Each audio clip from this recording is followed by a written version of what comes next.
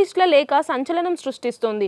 మావోయిస్టులకు ద్రోహం చేసిన కాంట్రాక్టర్లు, రాజకీయ నాయకులను వదలబోమని విప్లవ్ పేరుతో విడుదలైన లేఖ సంచలనంగా మారింది. మూసీ నది ప్రాజెక్టుపై సీఎం రేవంత్ కీలక ప్రకటన చేశారు. మార్చి 31వ తేదీలోగా ప్రాజెక్ట్ అంచనాలు పూర్తి చేసి టెండర్లు పిలవడం ద్వారా అభివృద్ధి పనులను ప్రారంభించాలని లక్ష్యంగా పెట్టుకున్నట్లు ఆయన వెల్లడించారు. దుర్గం చెరువులో 5 ఎకరాల స్థలాన్ని కబ్జా చేసిన వ్యవహారంలో బీఆర్ఎస్ ఎమ్మెల్యే కొత్త ప్రభాకర్ రెడ్డిపై మాదాపూర్ పోలీస్ స్టేషన్లో కేసు నమోదైంది.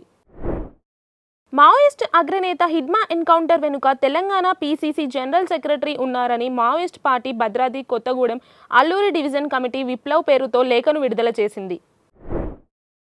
తిరుపతి జిల్లా చంద్రగిరి మండలం కొత్త శానంబట్లలో జరిగిన జల్లుకట్టు వేడుకల్లో అపశృతి చోటు చేసుకుంది. కోట్ల గిత్తలు యువకులపైకి దూసుకెళ్లడంతో ఇద్దరికి తీవ్ర గాయాలవడంతో పాటు మరికొందరికి స్వల్ప గాయాలయ్యాయి. ఇరాన్లో పెరుగుతున్న నిత్యావసర ధరలకు వ్యతిరేకంగా ప్రజలు ఆందోళనకు దిగగా అవి హింసాత్మకంగా మారాయి. అయితే ఈ నేపథ్యంలో అమెరికా అధ్యక్షుడు ట్రంప్ ఇరాన్ను హెచ్చరించారు. ఆందోళనకారులపై బలప్రయోగం చేయవద్దని వార్నింగ్ ఇచ్చారు.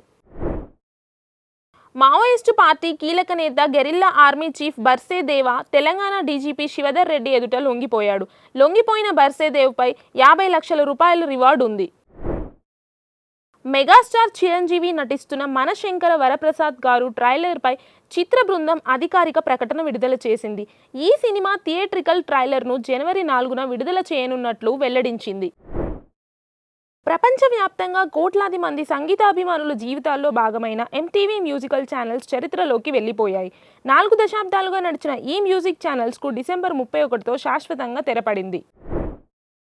ఆఫ్ఘనిస్తాన్లో డిసెంబర్ 29 నుంచి కురుస్తున్న భారీ వర్షాల కారణంగా సంభవించిన వరదల్లో 17 మంది మృతి చెందగా 11 మంది గాయపడ్డారు. ఆస్ట్రేలియా క్రికెటర్ ఉస్మాన్ ఖవాజా అంతర్జాతీయ క్రికెట్కు గుడ్ బై చెప్పనున్నట్లు వార్తలు వస్తున్నాయి. యాషెస్ సిరీస్లో భాగంగా సిడ్నీలో ఇంగ్లాండ్తో జరగనున్న టెస్ట్ మ్యాచ్ అతనికి చివరిదని తెలుస్తుంది. Please subscribe to the channel and download the Politicos app from the links in the description.